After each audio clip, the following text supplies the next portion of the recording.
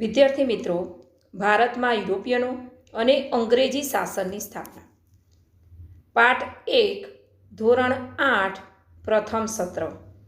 એનો ભાગ 1 છે. હવે આપણે ભારતમાં યુરોપીય પ્રજાનું આગમન અને અંગ્રેજી શાસનની સ્થાપના વિશે આપણે જોઈશું.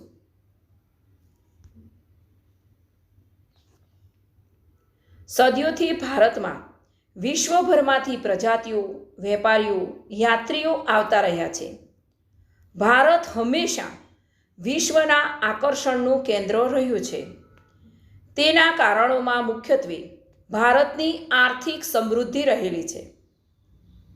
પ્રાચીન કાળથી હડપ્પીય સભ્યતાથી વિશ્વના વિભિન્ન ભાગો સાથે ભારતનો વાણિજ્યિક અને સાંસ્કૃતિક સંબંધ રહ્યો છે. ઈસવીસનની 15મી સદીમાં યુરોપમાં નોંધપાત્ર સામાજિક અને ધાર્મિક પરિવર્તનો થયા, જેને આપણે નવજાગૃતિ તરીકે ઓળખીએ છીએ. આ નવજાગૃતિ કાળને અને ભારતના ઇતિહાસને કોઈ સંબંધ ખરો? આ કારણ તપાસવા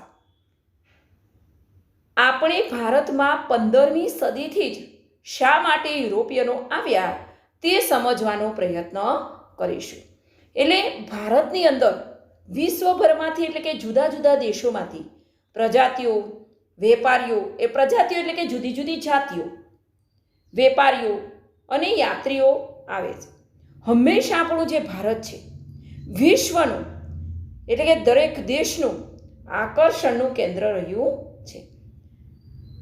આપણે આ બધા કારણોમાં મુખ્ય કારણ કયું? તો કે ભારતની આર્થિક સમૃદ્ધિ. હવે વિશ્વના વિભિન્ન ભાગોમાં વિશ્વ સાથે આપણો શું સંબંધ રહ્યો છે? તો કે વાણિજ્યિક અને સાંસ્કૃતિક સંબંધ રહ્યો છે. આપણે નવજાગૃતિ તરીકે કોને ઓળખીએ છીએ? તો કે ઈસવીસનની 15મી સદીમાં યુરોપમાં નોંધપાત્ર સામાજિક અને ધાર્મિક પરિવર્તનો થયા, જેને આપણે નવજાગૃતિ તરીકે ઓળખીએ છીએ.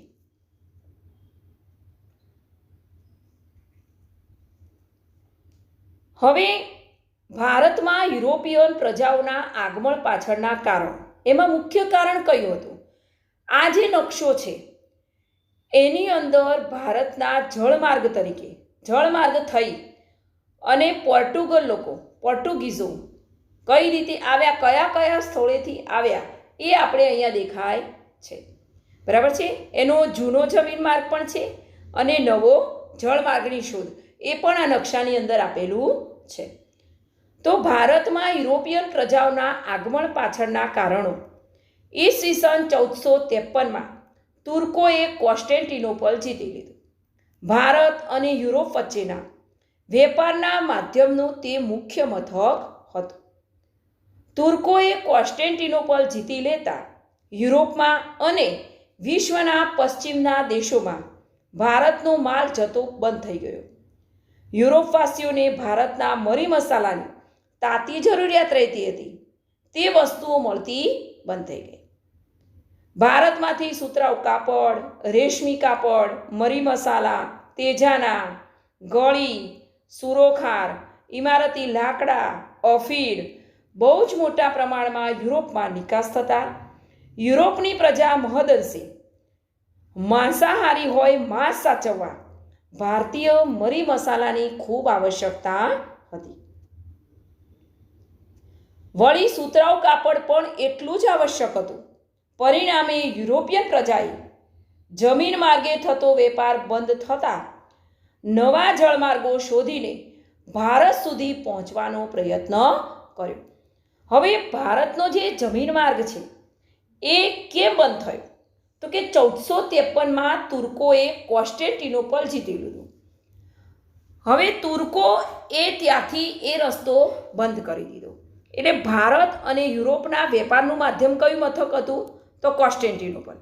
એટલે વિશ્વના જે પશ્ચિમના દેશો હતા એમાં ભારતનો જે માલ જતો બંધ થઈ ગયો. હવે યુરોપવાસીઓને શાની જરૂર હતી? મરી મસાલાની. અને બીજું તો કે સુતરાઉ કાપડ, રેશમી કાપડ, મરી મસાલા, તેજાના, ગળી, સુરોખાર, ઇમારતી લાકડા, અફીણ આ બધી જ વસ્તુઓ ભારતના દેશમાંથી યુરોપમાં નિકાસ થતી, એટલે કે મોકલવામાં આવતી. અને મરી મસાલાની જરૂરિયાત કેમ રહેતી? તો એ યુરોપના લોકો છે એ કેવા હતા? માંસાહારી. તો એ માંસ સાચવવા માટે મરી મસાલાની જરૂર રહેતી હતી. એટલે જમીન માર્ગ બંધ થયો, એટલે એમને નવો જળમાર્ગ શોધવાનો એમને પ્રયત્ન કર્યો. હવે આપણે આગળ જોઈશું. હવે છે ભારતમાં યુરોપિયન પ્રજાનું આગમન. તો ભારતમાં યુરોપિયનોનું આવવાનું કારણ, મેઇન કારણ શું હતું? વેપાર. વેપાર કરવા આવ્યા હતા, પણ પછી છેલ્લે એ પોતે રાજ્ય સ્થાપી અને રહ્યા. યુરોપના પોર્ટુગલ, સ્પેન, હોલેન્ડ જેવા રાષ્ટ્રોએ ભારત આવવાનો જળમાર્ગો શોધવા કમર કસી. પોર્ટુગલ નાવિક વાસ્કો દ ગામા ઈસવીસન 1498માં કાલિકટ ખાતે આવી પહોંચ્યો અને ભારતમાં યુરોપિયન પ્રજાનું આગમન શરૂ થયું. તેણે પોર્ટુગલથી આફ્રિકા અને આફ્રિકાથી ભારત આવવાનો નવો જળમાર્ગ શોધી કાઢ્યો. પોર્ટુગીઝો એટલે કે ફિરંગી. તો કે ઈસવીસન 1498માં વાસ્કો દ ગામા કાલિકટ આવ્યો. કાલિકટમાં રાજા સામુદ્રિક, એનું નામ શું હતું? તો કે જામોરી રાજ્ય કરતો હતો. તેણે પોર્ટુગીઝોને મરી મસાલાનો વેપાર કરવાની સંમતિ આપી. પોર્ટુગીઝોએ પોતાનું સ્થાન મજબૂત કરવા અને સુરક્ષા મેળવવા ઈસવીસન 1507માં કોચીન અને 1505માં કન્નૂરમાં કિલ્લા બાંધ્યા. હવે આ દરબારનું ચિત્ર છે, એની અંદર જામોરીન રાજા છે અને વાસ્કો દ ગામા છે. બરાબર છે? ચલો, ભારતમાં યુરોપિયનનું મુખ્ય કારણ શું હતું આવવાનું કારણ? તો કે વેપાર. હવે યુરોપમાં ભારત આવવાનો જળમાર્ગ કોને કોને શોધવાની કમર કસી? તો કે પોર્ટુગલ, સ્પેન અને હોલેન્ડ. હવે પોર્ટુગલનો કયો નાવિક ક્યારે કયા બંદરે આવ્યો? તો કે વાસ્કો દ ગામા ઈસવીસન 1498માં કાલિકટ ખાતે આવ્યો. જ્યારે એ આવ્યો ત્યારે ભારતમાં કાલિકટ બંદરે કોનું રાજ્ય હતું? તો કે જામોરી. અને પોર્ટુગીઝોને શાની વેપાર કરવાની સંમતિ આપી? તો મરી મસાલા. હવે પોર્ટુગીઝોએ પોતાનું સ્થાન મજબૂત કરવા અને સુરક્ષા મેળવવા ક્યાં અને ક્યારે કિલ્લા બાંધ્યા? તો ઈસવીસન 1507માં કોચીનમાં અને ઈસવીસન 1505માં કન્નૂરમાં કિલ્લા બાંધ્યા. હવે આપણે આગળ જોઈશું. ઈસવીસન 1505માં પોર્ટુગલે પોતાના વાઇસરોય ફ્રાન્સિસ્કો ડી અલ્મેડાને ભારતમાં પોર્ટુગીઝ રાજ્યની સ્થાપના કરવા મોકલ્યો. તેના પછી આવેલ વાઇસરોય અલ્ફાન્સો ડી અલ્બુકર્કે ગોવા સહિત કેટલાક બંદરો જીતી લઈ ભારતમાં પોર્ટુગીઝ રાજ્યની સ્થાપના કરી. ઈસવીસન 1530માં ગોવા તેમની રાજધાની બની. પછી વસઈ ઈસવીસન 1534માં, દીવ ઈસવીસન 1535માં અને દમણ ઈસવીસન 1559માં જીતી લઈ તેમણે હિન્દ મહાસાગરમાં પોતાની આણ વર્તાવવી શરૂ કરી. પોર્ટુગીઝોએ અહમદનગર, કાલિકટ અને બીજાપુરના સુલતાનોને હરાવ્યા. તેઓ ભારતમાંથી મરી મસાલા યુરોપમાં લઈ જતા. વળતા મધ્ય એશિયામાંથી ઘોડાઓ ભરી વહાણ ભારત આવતા. તેમ તેઓ સાગરના સ્વામી ગણાતા હતા. એનો અર્થ એ થયો કે તેમના સિવાય કોઈ પણ ભારતીય દરિયાઈ માર્ગે વેપાર કરવો હોય તો પોર્ટુગીઝોની પરવાનગી લેવી પડતી. તેઓ સમુદ્રમાં મોટા પાયે ચાંચિયાગીરી કરી લૂંટ પણ કરતા. તેમણે ગોવામાં ખૂબ મોટી સંખ્યામાં હિન્દુઓનું ધર્મ પરિવર્તન કરાવી ખ્રિસ્તી બનાવ્યા હતા. ચલો, હવે આની અંદર આપણે થોડા પ્રશ્નો જોઈશું. તો ઈસવીસન 1505માં પોર્ટુગલે કોને ભારતમાં પોર્ટુગીઝ રાજ્યની સ્થાપના કરવા મોકલ્યો? તો કે વાઇસરોય ફ્રાન્સિસ્કો ડી અલ્મેડાને. હવે તેના પછી કયો વાઇસરોય આવ્યો? તો કે અલ્ફાન્સો ડી અલ્બુકર્ક. બરાબર છે? એને કયા રાજ્યની સ્થાપના કરી? પોર્ટુગીઝ રાજ્યની સ્થાપના કરી.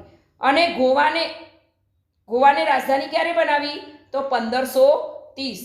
અને વસઈ તો કે 1534. દીવને 1535 અને દમણને 1559. બરાબર છે. આ બધું જીત લઈ અને આણ ક્યાં વર્તાવી શરૂ કરી? તો કે હિન્દ મહાસાગર. હવે પોર્ટુગીઝોએ કયા કયા સુલતાનોને હરાવ્યા? તો અહમદનગર, કાલિકટ અને બીજાપુર. હવે ભારતમાંથી મરી મસાલા ક્યાં લઈ જતા? યુરોપમાં. અને મધ્ય એશિયામાંથી શું ભરીને લાવતા? ઘોડાઓ ભરી વહાણ ભારત લાવતા.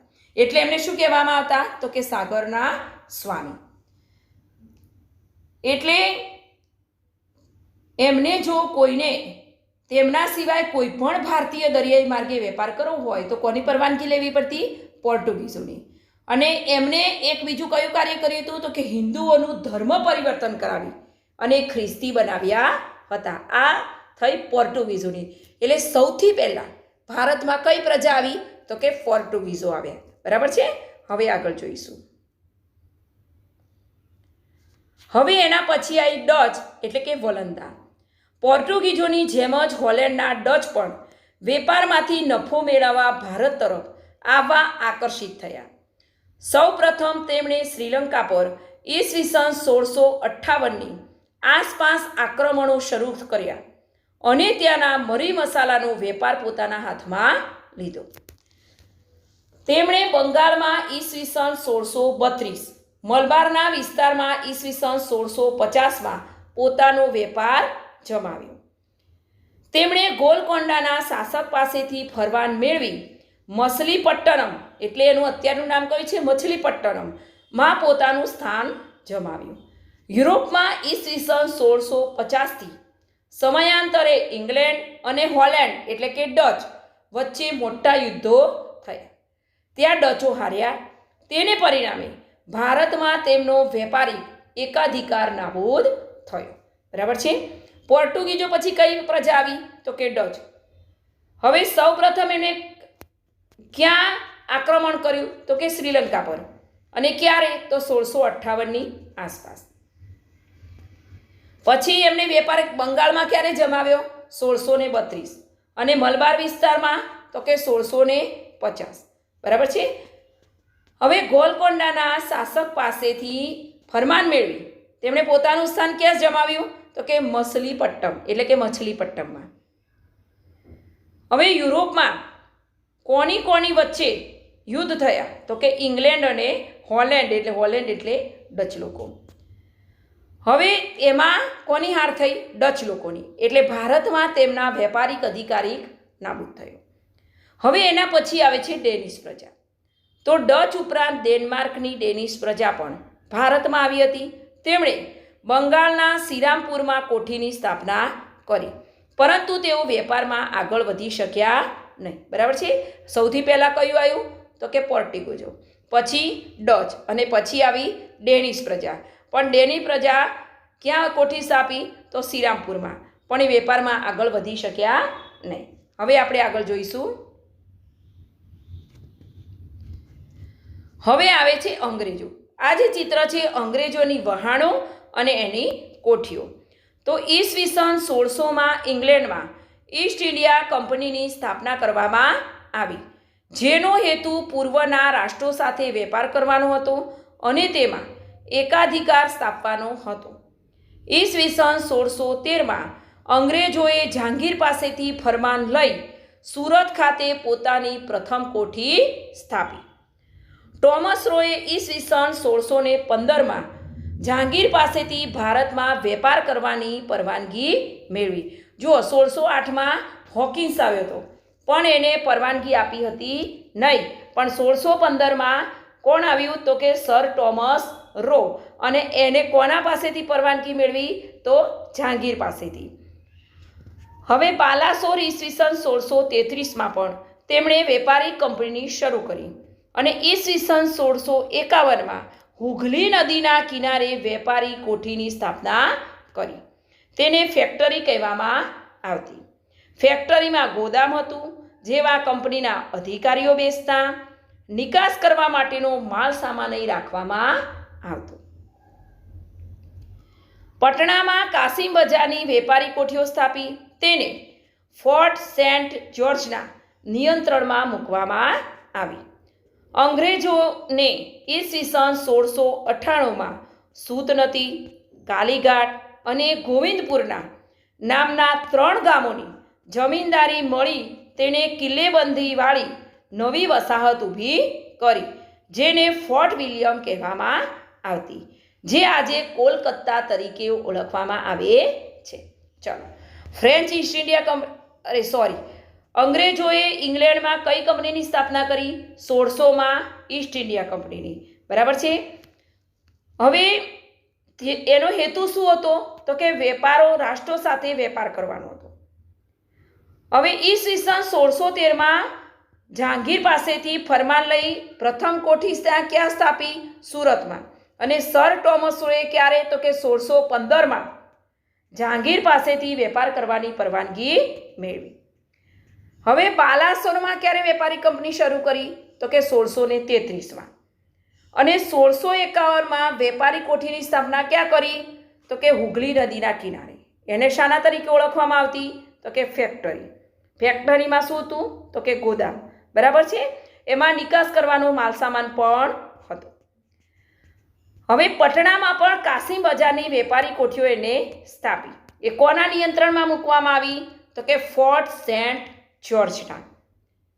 હવે અંગ્રેજોએ કયા કયા ગામની જામીનદારી મળી? તો કે સૂતનદી, કાલીઘાટ અને ગોવિંદપુર એ નામના 3 ગામોની જમીનદારી તેમને મળી અને એમને કિલ્લેબંધીની નવી વસાહત ઊભી કરી. એને શું કહેવામાં આવતું? તો કે ફોર્ટ વિલિયમ. અને અત્યારે કયા નામે ઓળખાય છે? તો કે કલકત્તા, એટલે કે કોલકાતા. હવે આપણે આગળ જોઈશું. હવે એના પછી આવે છે ફ્રેન્ચો.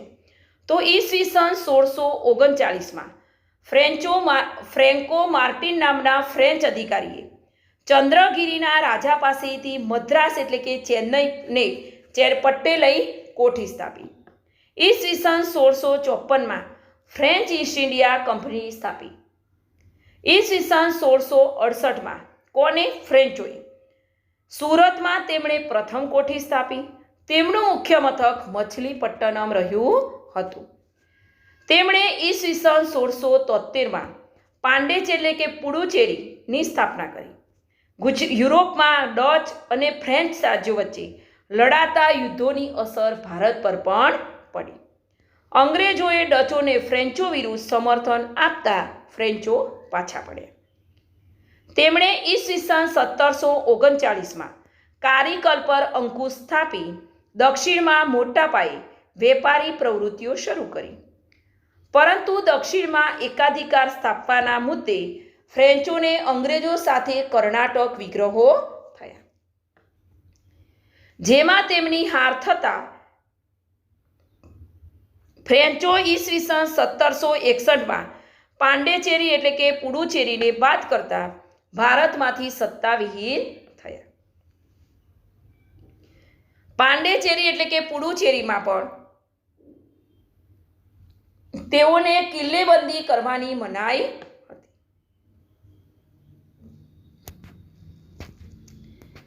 ચલો, ફ્રેન્કો માર્ટિન નામના ફ્રેન્ચ અધિકારીએ ક્યારે અને ક્યાં કોઠી સ્થાપી?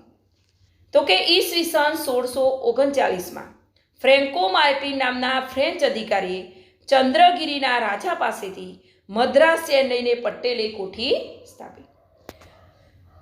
ચલો, ફ્રેન્ચ ઈસ્ટ ઇન્ડિયા કંપનીની સ્થાપના ક્યારે કરવામાં આવી? તો ઈસવીસન 1664માં. ચલો, ઈસવીસન 1668માં ફ્રેન્ચોએ સૌપ્રથમ કોઠી ક્યાં સ્થાપી? તો સુરતમાં. અને એનું મુખ્ય મથક કયું હતું? મછલીપટ્ટમ. અને બીજે ક્યાં એમને કોઠી સ્થાપી? તો 1673માં પાંડેચેરી એટલે કે પુડુચેરીમાં. બરાબર છે. ચલો, યુરોપમાં કોની વચ્ચે યુદ્ધ લડ્યા? ડચ અને ફ્રેન્ચો વચ્ચે. એટલે એની અસર આપણા ભારતમાં પડી. એટલે અંગ્રેજો આવ્યા એટલે ડચોને ફ્રેન્ચો વિરુદ્ધ સમર્થન આપતા ફ્રેન્ચો પાછા પડ્યા. બરાબર. ચલો,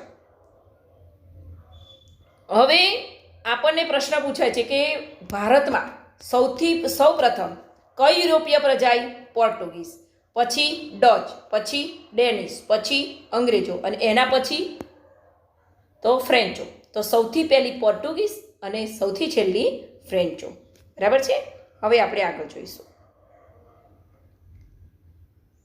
હવે બંગાળમાં અંગ્રેજો અને વેપારથી સંસ્થાંતરો. આ બ્રિટિશ શાસન છે એના નકશા છે. બરાબર છે.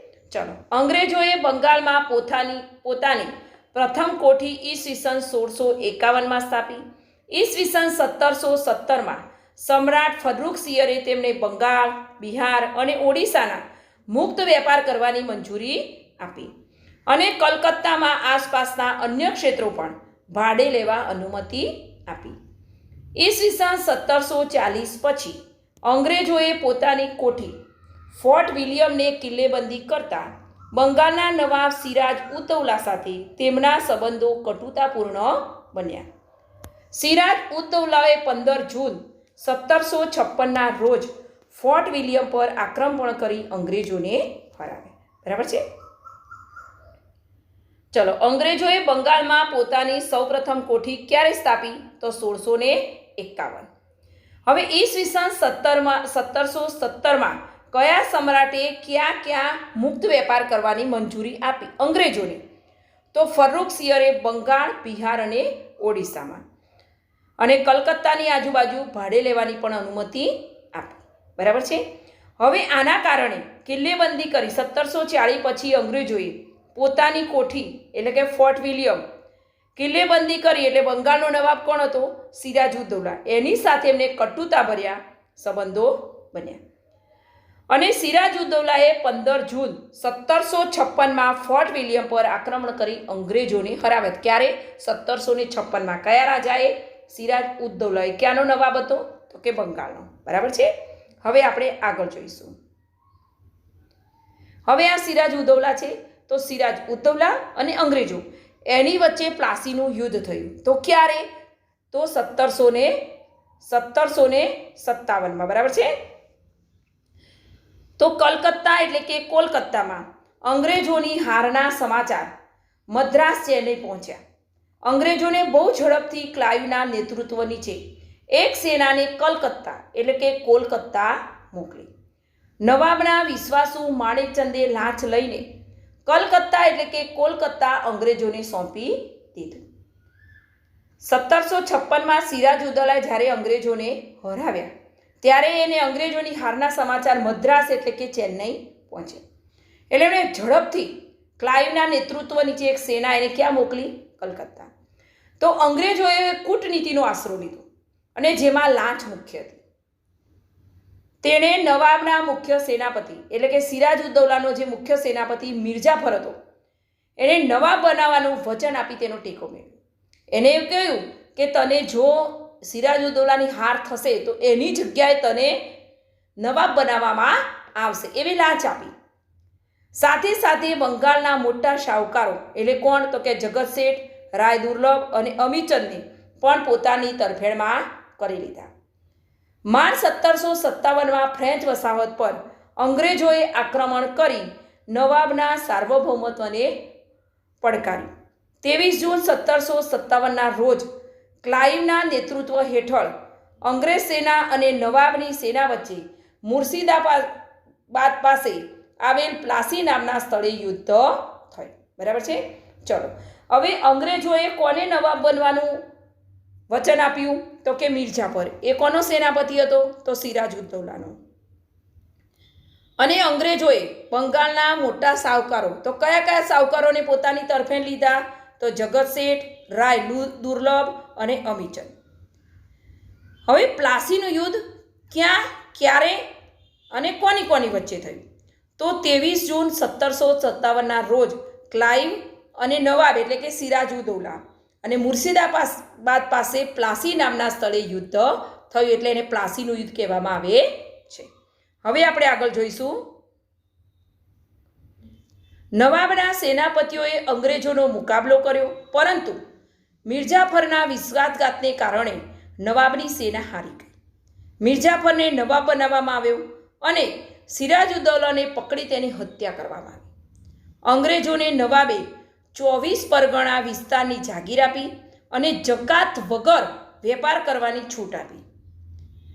પ્લાસીના યુદ્ધ પછી, જકાત એટલે એક પ્રકારનો ટેક્સ, પ્લાસીના યુદ્ધ પછી સમગ્ર બંગાળ અંગ્રેજોના અધિકારમાં આવી ગયું અને અહીંથી તેઓ વેપારીમાંથી સંસ્થાનના માલિક બન્યા. એટલું જ નહીં, ભારતના વિજયનો માર્ગ પણ અહીંથી જ શરૂ થયો, જે ઈસવીસન 1818 સુધીમાં સમગ્ર ભારત અંગ્રેજી શાસન હેઠળ પરિવર્તન થઈ ગયું. જે 1757ના પ્લાસીના યુદ્ધથી ચાલુ થયું ત્યાંથી 1818 સુધીમાં સમગ્ર ભારત અંગ્રેજી શાસન હેઠળ પરિવર્તિત થઈ ગયું હતું. બરાબર છે? ચલો, હવે મિર્જાફરના વિશ્વાસઘાતને કારણે નવાબના સેનાની હાર થઈ. પછી સિરાજઉદ્દૌલાની પકડી અને એને હત્યા કરવામાં આવી. તો અંગ્રેજોને નવાબે કેટલા પરગણાની જાગીર આપી? તો 24, અને જકાત વગર વેપાર કરવાની છૂટ આપી. એટલે આ પ્લાસીના યુદ્ધ પછી તેઓ સંસ્થાના માલિકો બન્યા. એટલે કે 1757થી 1818 સુધીમાં ભારતની અંદર, એ સમગ્ર ભારતની અંદર અંગ્રેજી શાસન હેઠળ પરિવર્તિત થઈ ગયું. હવે નીચે જાણવા જેવું છે, પ્લાસીનું મૂળ નામ પલાસ હતું. અંગ્રેજોએ તેનું ઉચ્ચારણ પ્લાસી કર્યું. હવે પલાસ એટલે કે શું? તો કે ખાખરો કે કેસુડો ના વૃક્ષો હતા. આ વૃક્ષો પર આવતા કેસરી રંગના ફૂલોમાંથી રંગ બનાવવામાં આવતો, જેનો હોળીના તહેવારમાં આપણે ઉપયોગ કરીએ. તમે કેસુડાના કેસરી ફૂલો પણ જોયા જ હશે. હવે આ પાઠ 1 ભાગ 1 અહીંયા પૂરો થાય છે. આ ભાગ જોવો, સાંભળવો અને પાઠને સમજવાનો પ્રયત્ન